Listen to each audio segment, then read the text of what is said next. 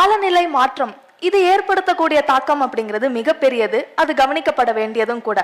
அதை கட்டுப்படுத்தணும் இல்ல குறைக்கணும் அப்படின்னா அதுல முக்கிய பங்கு வகிக்கிறது மரங்கள் தான். ஆனா நம்மள பலருக்கு வெயில நடந்து போறப்போ நிழல் தேடுவோம், இல்லைன்னா நம்ம வண்டியை நிப்பாட்டுறதுக்கு ஒரு நிழலான இடம் தேடுறப்பதான் மரங்களோட முக்கியத்துவமே தெரிய வருது. அதே சமயம் எல்லா மரங்களுமே இந்த சுற்றுச்சூழலுக்கு ஏற்றதானதா அப்படின்னு கேட்டா கிடையாது. எந்த மரம் எந்த இடத்துல வளரும், எந்த தாவரம் அந்த சுற்றுச்சூழலை மேம்படுத்தும் அப்படின்னு தெரிஞ்சு வச்சுக்கிறது ரொம்ப முக்கியம். அதனால தான் உள்ளூர் தாவரங்களை பத்தி தெரிஞ்சுக்கணும், அதோட பயன்கள் என்ன, அதை பாதுகாக்கணும் அப்படின்னு சொல்றாங்க. இல்லைன்னா நம்ம பசுமையா இருக்கணும், செடிகள் வளர்க்கணும் அப்படின்னு நினைச்சு செய்யற சில நல்ல விஷயங்கள் கூட பின் விளைவுகளை தரலாம். அருளகம் அமைப்பு மக்களோட சேர்ந்து இயற்கை பாதுகாப்பு, விலங்குகள் பாதுகாப்பு, பழங்குடிகள் நலன், கல்வி, வாழ்வாதார மேம்பாடு, அரிய நிலையில் இருக்கக்கூடிய தாவரங்கள், அழியும் நிலையில் இருக்கக்கூடிய உள்ளூர் தாவரங்களை மீட்டெடுத்து வளர்த்துட்டு இருக்காங்க. கோயம்புத்தூரை தலைமையிடமாக கொண்டு தமிழகம், கர்நாடகா, கேரளா ஆகிய 3 மாநிலங்கள்ல அவங்க பணியாற்றிட்டு இருக்காங்க. அருளகம் அமைப்பின் நாற்றுப்பண்ணையின் மேலாளரா கவிதா பாரதிதாசன் கடந்த 20 ஆண்டுகளா பணியாற்றிட்டு இருக்காங்க. உள்ளூர் தாவரங்கள்லாம் என்ன, அதை எப்படிலாம் வளர்க்கலாம், அதை எப்படிலாம் நம்ம பாதுகாக்கலாம், அது வளர்க்குறப்போ சந்திக்கக்கூடிய சவால்கள்லாம் என்ன அப்படிங்கிறத பத்தி நம்ம அவங்க கிட்ட கேட்டு தெரிஞ்சுக்கலாம். வணக்கம் மேம். அருளகம் நாற்றுப்பண்ணை கடந்த 23 ஆண்டுகளா இயங்கிட்டு இருக்கு. அருளகம் நாற்றுப்பண்ணை தொடங்கியதன் முக்கிய நோக்கம் என்ன? நாங்கள் அருளகம் அமைப்பு தொடங்கினப்பயே அருளகம் நாற்றுப்பண்ணையும் சேர்ந்தே தொடங்கிட்டோம். அப்போ பார்த்தீங்கன்னா நாங்கள் பறவைகளுக்கும் பட்டாம்பூச்சிகளுக்கும் ஏற்ற செடி கொடிகளை வளர்க்கணும் அப்படின்னு நாங்கள் முன்னெடுத்தோம். அது கூடவே எங்களுக்கு 10 லட்சம் மரக்கன்றுகளை நட்டு பராமரிக்கணும் அப்படிங்கிற ஒரு இலக்கை வச்சுருந்தோம். ஆனால் அந்த இலக்கு பெரிய இலக்கு. ஒரு விதையை போட்டு ஒரு செடியை உருவாக்குறது ஈஸி, ஆனால் ஒரு மரத்தை உருவாக்குறது பெரிய கஷ்டம்னு அது எங்களுக்கும் தெரியும். அப்போ அப்போதைக்கு என்ன பண்ணலாம் அப்படின்னு யோசிக்கிறப்ப எங்கள்கிட்ட பணமும் இல்லை. சரி, மரம் வளர்க்குறவங்கள போய் சந்தித்தோம். மரம் வளர்க்குறவங்கள பார்த்து பேசினப்போ தான் எங்களுக்கு புரிஞ்சது அவங்கள்ட்ட போதிய ரகங்கள் எங்களுக்கு கிடைக்கிறதில்ல. அதனால நாங்கள் ஒரு 15 வகையான மரங்களை மட்டும்தான் நட்டுட்டு வர்றோம் அப்படிங்கிறத நாங்கள் கவனத்தில் எடுத்தோம். அப்போ நாங்கள் என்ன நினச்சோன்னா, நம்மள்ட்ட இருக்கிற இந்த உள்ளூர் தாவரங்களை நம்ம அவங்களுக்கு கொடுத்து பூவோடு சேர்ந்து நாரும் மணப்பது போல நம்மளும் அவங்களோட சேர்ந்து நம்மளோட இலக்கை அடையலாம் அப்படின்னு முடிவு பண்ணோம். அந்த இப்போ எல்லாம் மக்களும் இளைஞர்களும் இப்போ அந்த உள்ளூர் தாவரங்களை பற்றி தெரிஞ்சுட்டு இப்போ அதை நோக்கி வர ஆரம்பிச்சிருக்காங்க. அது எங்களுக்கு பெரிய உந்துதலையும் ஒரு மகிழ்ச்சியும் கொடுக்குது. நீங்க சொல்றப்போ ஒரு முக்கியமான பாயிண்ட் ரொம்ப அழகா சொன்னீங்க. பூவோடு சேர்ந்து நாரும் மணக்கிற மாதிரி எங்களோட செயலை நாங்க செஞ்சுட்டு இருக்கோம் அப்படின்னு. அப்போதான் எனக்கு ஒண்ணு தோணுச்சு. பொதுவாகவே நாற்றுப்பண்ணை அப்படின்னா நமக்கெல்லாம் தெரிஞ்சது மலர் செடிகள், அழகுக்கு வைக்கக்கூடிய செடிகள் இதுதான் இருக்கும். ஆனா அருளகம் நாற்றுப்பண்ணையின் தனித்துவம் என்ன? தோட்டக்கலை அப்படிங்கிறது ஐரோப்பாவிலிருந்தும் அரேபியாவிலிருந்தும் தான் வந்துச்சு. அந்த சூழல்ல வளர்ற மரம் செடி கொடிகள் தான் இப்போ நம்ம வீடுகள்லையும் நம்ம பூங்காக்கள்லையும் பாதி இடத்த பிடிச்சிட்டு இருக்கு. ஆனால் நாங்கள் உயிர் சூழலுக்கு ஏற்றபடி நம்மளோட நாற்றுப்பண்ணை இருக்கணும் அப்படின்னு முடிவு செஞ்சோம். அதனால பொருளாதாரத்துக்கு எந்த முக்கியத்துவமும் தராம மக்களுக்கு நேரடியாக பயன்படாத அரிய அழிந்து வரக்கூடிய தாவரங்களுக்கு முன்னுரிமை தந்து எங்கள் நாட்டுப்பண்ணையில் நாங்கள் வளர்த்திட்டு இருக்கோம். அதோட காப்பாற்றப்பட வேண்டிய தாவரங்கள் பட்டியலை தமிழ்நாடு அரசும் IUCN போன்ற பன்னாட்டு அமைப்பு வெளியிட்டு இருக்கிறாங்க. அதன் அடிப்படையில் நாங்கள் தாவரங்களை தேர்வு செஞ்சு வளர்த்திக்கிட்டு இருக்கோம். அதோட எங்கள் நாட்டுப்பண்ணையில் பார்த்தீங்கன்னா நாங்கள் இந்த பூச்சிக்கொல்லி மருந்தோ வேற எந்த ஊக்கி மருந்தோ அடிக்கிறது இல்லை. அதனால எங்கள் செடிகள் பூச்சி தாக்குன மாதிரி தான் இருக்கும், ஓட்ட ஓட்டையாக தான் இருக்கும். பார்க்கறதுக்கு ஒரு அழகா, ஒரு பிரமிப்பா, ஒரு உயரமாலாம் இருக்காது. ஆனால் எங்கள்கிட்ட செடி வாங்கிட்டு போகிறவங்க என்ன சொல்லுவாங்க அப்படின்னா, உங்கள்கிட்ட வாங்கிட்டு போன செடி பூச்சி தாக்குதலை தாங்கி வளருது, நல்ல வறட்சியை தாங்குது அப்படின்னு சொல்கிறப்ப இன்னும் எங்களுக்கு ரொம்ப சந்தோஷத்தை கொடுக்குது, மகிழ்ச்சியாக இருக்குது. அப்புறம் எங்கள் நாட்டுப்பண்ணையில் நாங்கள் உள்ளூர் மரங்களை அதிகமாக வளர்த்து இந்த தமிழ்நாட்டோட பசுமை பரப்பை அதிகப்படுத்துதலில் நாங்கள் ஒரு தனித்துவமாக நிற்கிறோம் அப்படின்னு நம்புகிறோம். இப்போ அரிய வகை தாவரம், அழிந்து வரக்கூடிய தாவரங்களை உங்க நாற்றுப்பண்ணையில வளர்க்குறீங்க அப்படின்னு ஒரு முக்கியமான கருத்தை நீங்க சொன்னீங்க. உள்ளூர் தாவரங்கள்லாம் அழிஞ்சிட்டு வருதுன்னு நீங்க எதை வச்சு சொல்றீங்க? நீங்க சின்ன வயசுல ஏதாச்சும் பார்த்துருப்பீங்க, அது இப்ப இல்லாம இருக்கலாம், அந்த மாதிரி ஏதாச்சும் இருக்கா? இப்போ நம்ம எந்த ஊருக்கு போகிறப்போ ஒரு பஸ்லையோ இல்லை நம்ம பயணத்தில் பார்த்தோம்னா பெரிய மரங்களை பார்க்கறதுக்கு முடியறதே இல்லை. ஒரு சில ஆலமரம், அரச மரம் தவிர எந்த ஒரு தனித்துவமான மரமும் நம்ம கண்ணில் படுறதில்ல. சில குலதெய்வ கோயில்களில் மட்டும் 1, 2 அங்கங்கே நிற்கிது. அதோட பார்த்தீங்கன்னா நம்ம சாலை விரிவாக்கத்துக்காக நிறைய மரங்களை வெட்டிட்டோம். ஆற்றோரத்தில் இருந்த காடுகள்லாம் இப்போ நம்ம பார்க்கறதுக்கு முடியறதில்ல. அதே மாதிரி குளங்களை தூர் வர்றதுனாலையும் குளக்கரைகளை அகலப்படுத்துகிறோம், சுத்தம் பண்ணுற பேர்லையும் நம்ம இயற்கையாக இருக்கக்கூடிய செடி கொடி மரங்கள் எல்லாமே இப்போ காணாமல் போயிடுச்சு. அதே மாதிரி இப்போ நான் இருக்கிற ஊரில் பார்த்தீங்கன்னா பருவலா அப்படின்னு சொல்லக்கூடிய புத்திரஞ்சீவி மரம் ஒன்று இருந்துச்சு. அது பார்த்தீங்கன்னா ஒரு பசுமை மாறா மரம். அந்த மரம் பார்க்கறதுக்கு ரொம்ப அழகாக இருக்கும். அந்த மரத்தை பார்த்தீங்கன்னா அந்த இடத்துல இருந்து அதை எடுத்துட்டு கோயில கட்டினாங்க. இப்போ அதை சுற்றி அந்நிய செடிகளை ஒரு அழகுக்காக வளர்க்க ஆரம்பிச்சிட்டாங்க. அதை நினைக்கிறப்ப கொஞ்சம் வருத்தமாகவும் இருக்கு. இதில் பார்த்தீங்கன்னா நீங்கள் இதில் நிறைய நான் சொல்கிற பழங்கள்லாம் உங்களுக்கு நிறைய பேத்துக்கு தெரிஞ்சிருக்கும் அப்படின்னு நினைக்கிறேன். என் வயசுள்ள ஆட்களுக்கு தெரிஞ்சிருக்கும். சூரி பழம், காரைப்பழம், அழிஞ்சில் பழம் இதெல்லாம் பார்த்தீங்கன்னா பள்ளிக்கூட வாசல்ல வந்து விற்பாங்க. இது எங்கெல்லாம் இருந்து வருது அப்படின்னா எளிய மக்கள் வந்து காட்டில் போய் சேகரிச்சுட்டு வந்து இதை வந்து நமக்கு அலைஞ்சு திரிஞ்சு சேகரிச்சுட்டு வந்து நமக்கு விற்பாங்க. ஆனால் இப்போ அதெல்லாம் நமக்கு பார்க்கறதுக்கு முடியல. அவங்களோட வாழ்வாதாரமும் அதில் தான் இருந்துச்சு அப்படின்னு சொல்லலாம். அதே மாதிரி நம்மளை சுற்றி இருக்கக்கூடிய மயிலத்தோட பழம், ஈச்சம்பழம், நுணா இந்த மாதிரியான பழங்கள்லாம் சாப்பிட்லாம். இதெல்லாம் சாப்பிட்லாங்கிற விஷயமே நமக்கு நிறைய பேத்துக்கு இன்னும் தெரியாமல் இருக்குது. அதோட காட்டு பழ மரங்களை வந்து யாரும் வளர்க்குறதுக்கு முன் வர்றதில்ல. பொருளாதார நோக்கில் பார்க்குறப்ப அதை யாரும் வளர்க்குறதுக்கு முன் வர்றதில்ல. அதனாலையும் வந்து நம்ம உள்ளூர் தாவரங்கள் பெருமளவு குறைக்கப்பட்டிருக்குது. அப்புறம் ஆக்கிரமிக்கும் அந்நிய தாவர செடி கொடிகளாலையும் நம்ம உள்ளூர் தாவரங்கள் பெருமளவு அழிக்கப்பட்டுருச்சு அப்படின்னு தான் சொல்லணும். நீங்க சொன்ன சில பழங்கள்லாம் கேட்கறப்போ எங்க அம்மா எங்க பாட்டி அவங்க பள்ளிக்கூடத்துல வாங்கி சாப்பிட்டதா சொல்லி நான் கேட்டிருக்கேன். ஆனா நானா என் பள்ளிக்கூடம் வாசல்ல பாத்திருக்கேனா அப்படின்னு கேட்டா கிடையாது.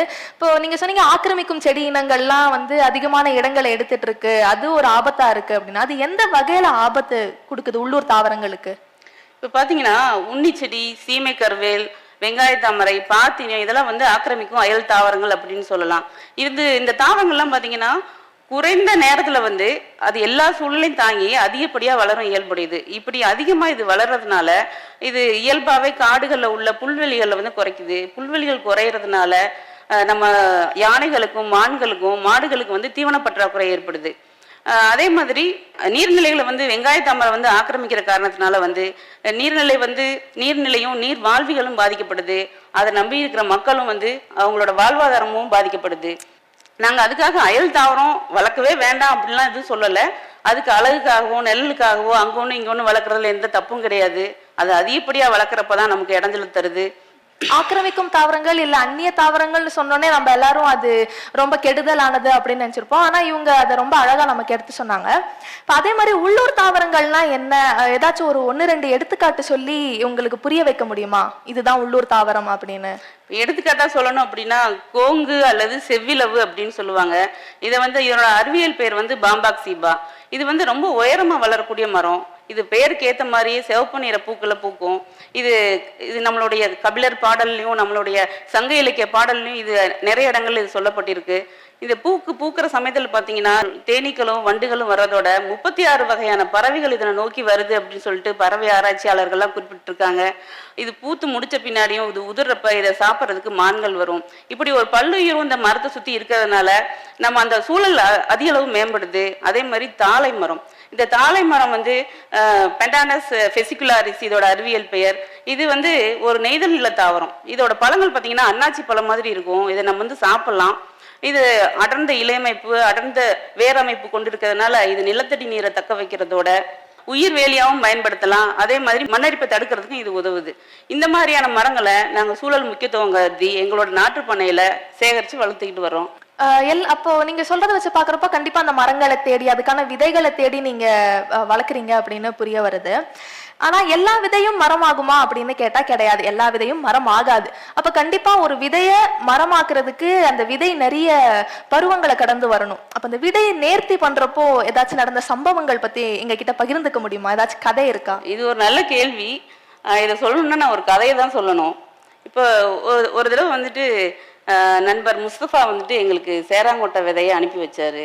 இது ஒரு முந்திரி குடும்பத்தை சேர்ந்தது. இதோட அறிவியல் பெயர் வந்து செமிகார்பஸ் அனகார்டியம். நாங்கள் எப்பயுமே எந்த ஒரு விதை சேகரித்தாலும் சரி வாங்கினாலும் சரி அதோட விதையோட தரம் பார்க்கறதுக்காக அதை உடைச்சு பார்ப்போம். அந்த விதை வந்து என்ன வித்தா மாறிடுச்சா இல்லை இன்னும் பிஞ்சா இருக்கா, அந்த மாதிரி இதுக்காக நாங்கள் தரம் பார்க்கறதுக்கு உடைச்சு பார்ப்போம். அந்த பார்சல் வந்தோடனே நானும் என் கணவரும் என்ன பண்ணோம் அப்படின்னா, இது வரைக்கும் நாங்கள் அந்த விதையை எங்கள் நாட்டு பண்ணையில் உருவாக்குனதே இல்லை. அந்த நாத்தை ஆர்வத்தில் அந்த பார்சலை பிரித்து பார்த்து எடுத்து விதையை உடச்சி பார்த்துட்டு நான் என்ன பண்ணேன், எண்ணெயா மாறிடுச்சா அப்படின்னு பார்க்கறதுக்காக அதை எடுத்து என் மூக்கில் மோந்து பார்த்தேன். அந்த பால் மாதிரி ஒரு திரவம் வந்துச்சு. அது வந்து என் மூக்கில் பட்டுருச்சு, கையெல்லாம் பட்டுருச்சு. சரின்னு நாங்கள் அதை பற்றி பெருசாக அழுத்திக்கல. அப்புறம் கையை கழுவிட்டு எங்கள் வேலையை பார்க்க ஆரம்பிச்சிட்டோம். அப்புறம் அடுத்த நாள் பார்த்தீங்கன்னா அந்த பால் எங்கெங்கே பட்டுச்சோ அந்த இடமெல்லாம் அரிக்கவும் அதே மாதிரி வீங்கவும் ஆரம்பிச்சிருச்சு. அந்த பட்ட இடமெல்லாம் கருப்பாகவும் ஆரம்பிச்சிருச்சு. எங்களுக்கு இது எதனால் வந்துச்சு அப்படின்னு தெரியாமல் நாங்கள் போய் டாக்டரை பார்த்தோம். அப்ப என்ன சொன்னாங்க அப்படின்னா, நீங்க முகம்லாம் வீங்கி இருக்கு, நீங்க போய் சிறுநீரக பரிசோதனை பண்ணிட்டு வாங்க அப்படின்னு சொல்லி சொன்னாங்க. எங்களுக்கு ஒரே பயம், என்ன பண்றதுன்னு தெரியலன்னு சொல்லிட்டு எங்க குடும்ப நண்பர் மருத்துவர் ரமேஷ் அவர்கிட்ட போய் இதை பத்தி சொன்னோம். அவரு வந்துட்டு டெஸ்ட் எல்லாம் எடுத்து பார்த்துட்டு சிறுநீரகத்துல எந்த கோளாறும் இல்லை, நீங்க பயப்பட தேவையில்லை அப்படின்னு சொல்லிட்டு அனுப்பிட்டாரு. எங்களுக்கு அப்பதான் ஓரளவு நிம்மதியாச்சு. ஆனா அடுத்த நாள் பாத்தீங்கன்னா எங்க வீட்டுக்கு ஓய்வு பெற்ற வனச்சரகர் அங்கமுத்து ஐயா வந்தாரு. அவர்கிட்ட இந்த விதையை பத்தி பேசிட்டு இருந்தோம். பேசிட்டு இருந்தப்ப அவர் என்ன சொன்னாருன்னா, ஐயோ இந்த விதை வந்து கையில பட்டாலே அரிக்குமே, விதை வேற பச்சையா இருக்கு அப்படின்னு சொல்லி சொன்னாரு. அப்பதான் தெரிஞ்சது இந்த விதை தான் இத்தனைக்கும் காரணம் அப்படின்னு சொல்லி தோணுச்சு.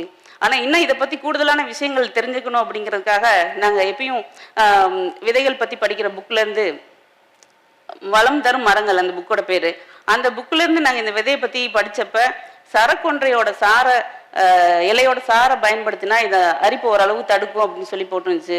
நாங்கள் அதையும் சோதனை அடிப்படையில் செஞ்சு பார்த்தோம். இது அப்படி சரியாகிறதுக்கு அப்படியே ஒரு வாரம் காலம் ஆச்சு. ஆனால் இந்த விதை வந்து நம்மளுடைய சித்த மருத்துவத்தில் அதிகமாக பயன்படுத்திட்டு இருக்கிறாங்க. இதை வந்து மார்க்கிங் நட் அப்படின்னு சொல்லுவாங்க.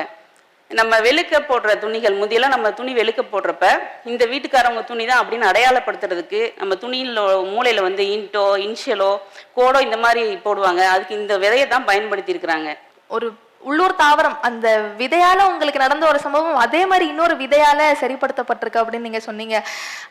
அப்போ இந்த மாதிரி உள்ளூர் தாவரங்களுக்கு நிறைய நன்மை இருக்கிறதாவும் நீங்க சொன்னீங்க. மார்க்கிங் நட் அப்படின்னு நீங்க குறிப்பிட்டெல்லாம் சொன்னீங்க. அப்போ நம்மளோட தினசரி வாழ்க்கையிலயும் அந்த தாவரங்கள்லாம் பயன்பட்டிருக்கு.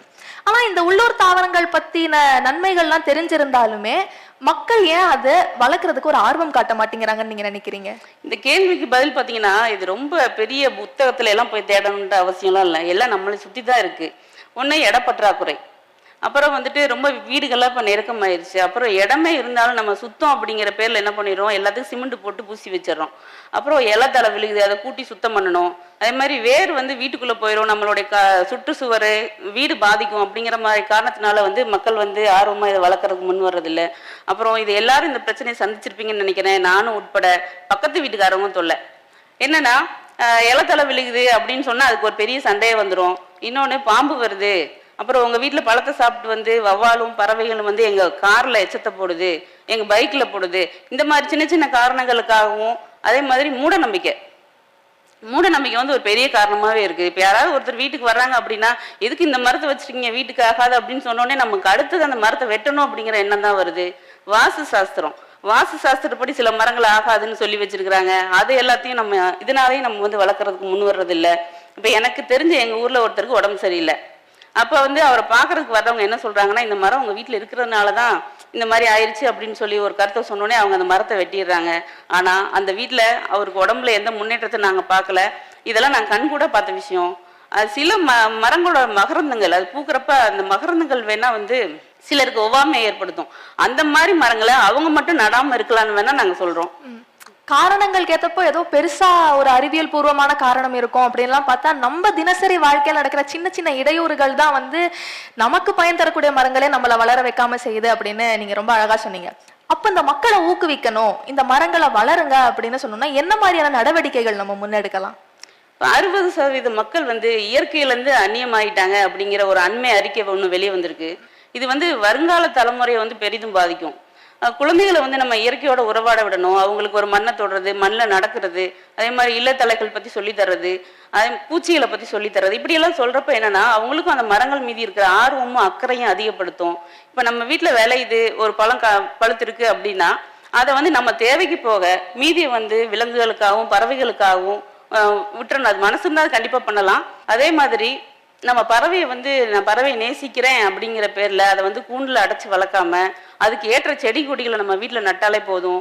பறவைகளும் வண்ணத்து பூச்சிகளும் நம்ம வீட்டை தேடி வரும். ஒரே ஒரு தேல்கடுக்கு செடியவோ ஒரு கிளிகிழப்பு செடியோ வந்து நம்ம வீட்டில் நட்டோம்னா நூற்றுக்கணக்கான பட்டாம்பூச்சிகள் நம்ம வீட்டை சுற்றி வட்டம் அடிக்கும். இதுக்கு வந்து பெரிய இடம் தேவையில்லை, ஒரு தொட்டியும் மனசு இருந்தால் மட்டும் போதும். ஒரு தனி மனிதனா என்ன செய்யணும் அப்படிங்கிறத நீங்க சொல்லிட்டீங்க. தன்னோட பயனுக்கு மட்டும் இல்லாம சுற்றுச்சூழலுக்கும் ஏத்த மாதிரி இருக்கிறதுக்கு நிறைய வழிகள் சொல்லிட்டீங்க. ஆனா என்னைக்குமே ஒரு தனி மரம் தோப்பாகாது. அப்போ ஒரு சமூகமா சேர்ந்து நம்ம என்னெல்லாம் செய்யலாம் அப்படின்னு நீங்க சொல்றீங்க? சென்னை உயர்நீதிமன்றம் வந்து ஆக்கிரமிக்கும் அந்நிய தாவரங்களை வந்து நாற்று பண்ணையில வளர்க்கக்கூடாது அப்படின்னு ஒரு உத்தரவு போட்டிருக்கிறாங்க. தமிழ்நாடு வனத்துறையும் அதே உத்தரவு போட்டிருக்கிறாங்க. அந்த உத்தரவு வந்து இன்னும் போய் மக்கள்கிட்ட போய் சேரலை அப்படின்னு தான் சொல்லணும். ஏன்னா இன்னும் நம்ம பொது இடங்கள்லையும் சாலை ஓரங்கள்லையும் பார்த்தா அழகுக்காக உண்ணி செடிகள் தான் வளர்க்குறோம். அழகுக்காக நம்ம வளர்க்குற செடிகள் வந்து அயல் தாவரம் அப்படின்னு இன்னும் யாருக்கும் தெரியல. இதனால வந்து இதை வந்து மாவட்ட அளவில் உள்ள பசுமை குழுக்களாக இருக்கட்டும், நகராட்சி நிர்வாகமும் இதை வந்து கவனத்தில் கொள்ளணும்னு நாங்கள் நினைக்கிறோம். அதே மாதிரி அரசு நிகழ்ச்சிகள், பொது நிகழ்ச்சிகள், திருமண விழாக்கள் நடத்துகிறப்பெல்லாம் நம்ம மேடை அலங்கரிக்கும் போதும் சரி, பூங்கொத்து கொடுத்து வரவேற்கிறப்பையும் சரி, நம்ம அயல் மலர்களை பயன்படுத்தாம நம்ம உள்ளூர்ல இயல்பா இருக்கக்கூடிய மலர்களை பயன்படுத்தணும்னா அதை பயிர் செய்யறதும் அதிகரிக்கும், அதை நம்பி இருக்கிற மக்களோட வாழ்வாதாரமும் அதிகரிக்கும் அப்படின்னு நாங்கள் நம்புறோம். கபிலர் பார்த்தீங்கன்னா 99 மலர்களை பற்றி அவரோட பாடல்களில் பாடியிருக்கிறாரு. அதெல்லாம் மீட்டெடுத்து நம்மளுடைய தொல்காப்பிய பூங்காக்களிலும் நம்மளுடைய செம்மொழி பூங்காக்களிலும் நடணும் எங்களோட ஆசை. அதே மாதிரி நகர காடுகள் உருவாக்குவதிலும் நம்ம சாலையோரம் மரங்கள் நடுறதுல வந்து ஒரு பன்முகத்தன்மை இருக்கணும். இப்போ பார்த்தீங்கன்னா நம்ம ரோடு முழுக்க அரளி செடி மட்டுமே தான் நட்டு வச்சிருக்கோம். அதுக்கு பதிலாக மருதாணி, ஆவாரை, காயாம்பூ, நொச்சி இந்த மாதிரியான செடிகள் நடுறப்ப அங்கே இருக்கிற சூழலும் கொஞ்சம் நல்லா இருக்கும் அப்படின்னு நாங்கள் நம்புகிறோம். காலாவதி ஆகும் தேயிலை தோட்டங்களை வந்து மீண்டும் காடா உருவாக்குவது எங்க அருளகத்தோட பெரிய கனவு. இதை வந்து ஒரு பரிசீலனை அடிப்படையிலாவது செயல்படுத்தணும் அப்படின்னு விரும்புறோம். இதனால வந்து மனித விலங்கு மோதல் வந்து பிற்காலத்தில் தடுக்கப்படும் அப்படின்னு நாங்க நம்புறோம். அப்போ உள்ளூர் தாவரங்களை இந்த சமூகமே சேர்ந்து நம்ம எப்படிலாம் வளர்க்கலாம் அப்படிங்கறத பத்தி கேட்டப்போ ரொம்ப அழகான பதில் சொன்னீங்க. நிறைய கதைகள் கூட, சம்பவங்கள் கூட நீங்க எங்க கூட பகிர்ந்துக்கிட்டீங்க. இந்த முயற்சியை நம்ம தொடர்ந்து செய்யணும் அப்படின்னு உங்களை ஊக்குவிக்கிற ஒரு காரணம் இருக்கும். அது என்ன காரணம், இதை நம்ம தொடர்ந்து மேற்கொண்டு செய்யலாம் அப்படின்னு? இப்போ வரைக்கும் சுமார் ஒரு 30 லட்சம் மரங்களை நாங்க இந்த 23 ஆண்டுகள்ல உருவாக்கி இருக்கோம். அப்ப அந்த 23 ஆண்டுகள்ல 30 லட்சம் மரம் அப்படிங்கிறது எங்களுக்கே ஒரு பிரமிப்பா இருக்குது. அப்போ வந்து இன்னும் எங்களுக்கு இன்னும் அதிகப்படியா வளர்க்கணும், வளர்த்து மக்கள்கிட்ட கொடுக்கணும் அப்படிங்கிற ஒரு ஆசையும் தூண்டுதல தான் உருவாக்குது.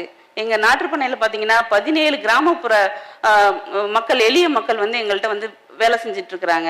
அதே மாதிரி எங்கள்கிட்ட செடி வாங்கிட்டு போறவங்க சொல்ற விஷயம் என்ன அப்படின்னா, இத்தனை ரகங்களை நாங்க ஒரே இடத்துல பார்த்ததில்லை அப்படின்னு சொல்லுவாங்க. அது வந்து எங்களுக்கு ஒரு சந்தோஷத்தை கொடுக்கறதோட இன்னும் அதிகப்படியான ரகங்களை உருவாக்கணும், போட்டிக்காக இல்லை, நாங்கள் வந்து இதை வந்து அதிகப்படியான ரகங்களை உருவாக்கி ஒரு தனித்துவமான நாட்டுப்பண்ணையை நாங்கள் உருவாக்கணும் அப்படின்ற அடிப்படையில் எங்களுக்கு இன்னும் உத்வேகத்தை கொடுக்குது.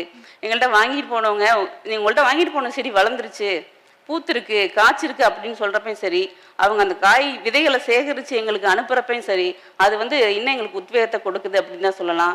நாங்கள் உருவாக்கின 30 லட்சம் மரங்கள்ல இது ஒரு 10% மரமாவது பொழைச்சிருக்கும் அப்படின்னு நம்புறோம். அதோட வந்து அது வந்து தமிழ்நாட்டோட பசுமை பரப்பையும் பன்மையத்தையும் அதிகரிப்பதோட காலநிலை சீர்கேட்டை சரி செய்ய உதவும் என்ற சின்ன நம்பிக்கையில எங்களோட பயணம் இன்னும் தொடர்கிறது. நன்றி.